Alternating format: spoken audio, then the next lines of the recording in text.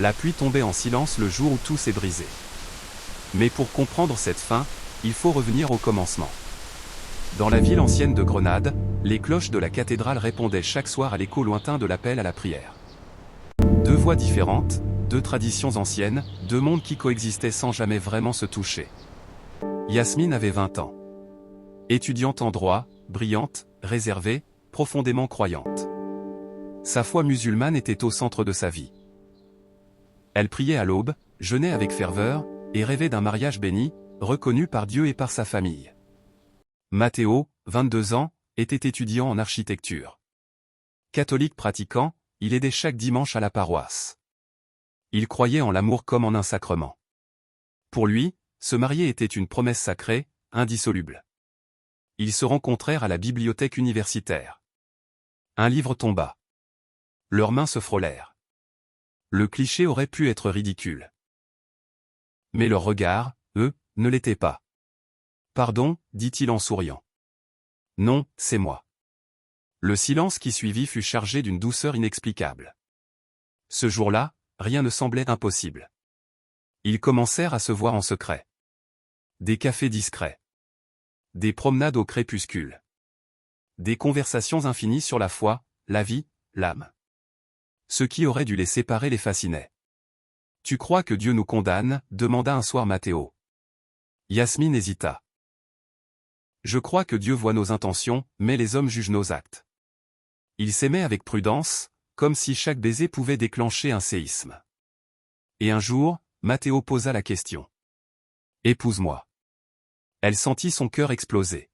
« Tu sais que c'est impossible. » Mais impossible ne voulait pas dire qu'il ne pouvait pas essayer. Quand Yasmine annonça la nouvelle à son père, le silence fut glacial. « Un chrétien, dit-il d'une voix basse. Il croit en Dieu, Baba. Il est bon, respectueux. Ce n'est pas une question de bonté. C'est une question de loi divine. » Sa mère pleurait déjà. « Tu détruiras ton avenir. La communauté ne l'acceptera pas. Tes enfants? Ils seront quoi? » Chez Matteo, la réaction fut tout aussi violente. « Elle ne se convertira pas ?» demanda sa mère.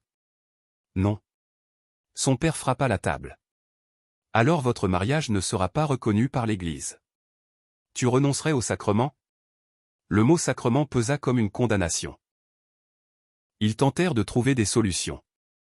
Mariage civil uniquement? Refusé par les deux familles. Double cérémonie? Jugé hypocrite. Conversion? Insincère. Chaque option était une trahison pour l'un ou l'autre. Un soir, dans un parc désert, Yasmine éclata en sanglots. « Si je te choisis, je perds ma famille. Si je choisis ma famille, je te perds toi. » Matteo la serra contre lui. « Fuyons. » Elle se figea. Fuir signifiait couper les ponts. Ne plus revoir sa mère. Ne plus entendre la voix de son père. Être effacé des repas, des fêtes, des souvenirs. « Je ne peux pas » murmura-t-elle. La pression devint insoutenable. Les appels incessants. Les reproches. Les menaces de rupture familiale. Les rumeurs qui commencèrent à circuler. Yasmine fut interdite de sortie pendant plusieurs semaines. Matteo attendait ces messages qui ne venaient plus. Puis un soir, son téléphone vibra.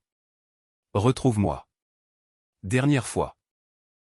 Ils se retrouvèrent près de la rivière, là où tout avait commencé. Elle avait maigri. Ses yeux étaient cernés. « Ils ont trouvé un prétendant, » dit-elle d'une voix brisée. « Un homme de notre communauté. Le mariage sera rapide. » Le monde de Matteo s'effondra. « Et toi? Tu veux ça ?» Elle le regarda. Et dans ses yeux, il vit l'amour. Un amour intact.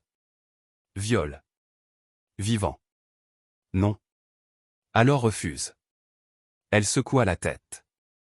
Je n'ai plus la force de me battre contre tous. Il prit son visage entre ses mains.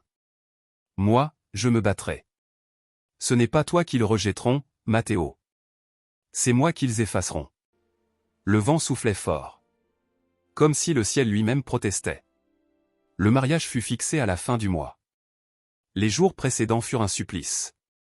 Matteo écrivit une lettre qu'il n'envoya jamais. Il se présenta même devant la maison de Yasmine, mais n'osa pas frapper. La veille du mariage, elle réussit à sortir. Ils se retrouvèrent une dernière fois. « Dis-moi de rester, dit-il. » Elle posa sa main sur son cœur. « Si je reste, je détruis tout autour de moi. Si je pars, je me détruis moi-même. » Il pleurait maintenant. Lui qui ne pleurait jamais. « Alors choisis-toi. » Elle ferma les yeux. « Je ne sais plus qui je suis sans eux. » Ils s'embrassèrent comme si c'était leur dernier souffle. Parce que ça l'était. Le mariage eut lieu. Yasmine était magnifique, vêtue de blanc et d'or. Mais son regard était vide. Au moment de dire oui, une seconde d'hésitation suspendit le temps. Une seule seconde. Puis elle répondit. Oui. Au même instant, à quelques rues de là, Matteo entendit les cloches sonner.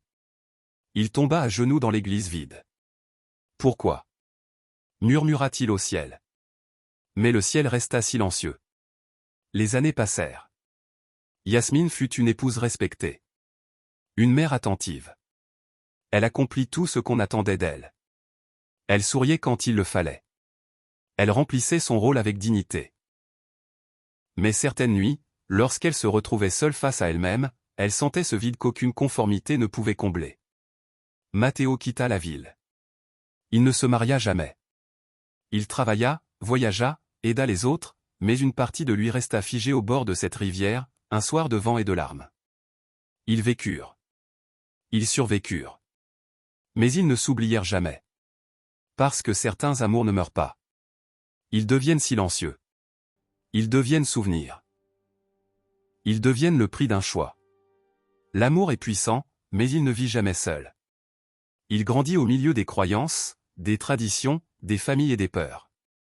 Quand le dialogue disparaît et que la rigidité prend le dessus, ce ne sont pas les religions qui gagnent, ce sont les cœurs qui se brisent. La véritable foi ne devrait jamais être une arme qui sépare, mais une lumière qui apprend à comprendre. Car au-delà des différences, nous cherchons tous la même chose. Aimer et être aimé sans avoir à renoncer à ce que nous sommes.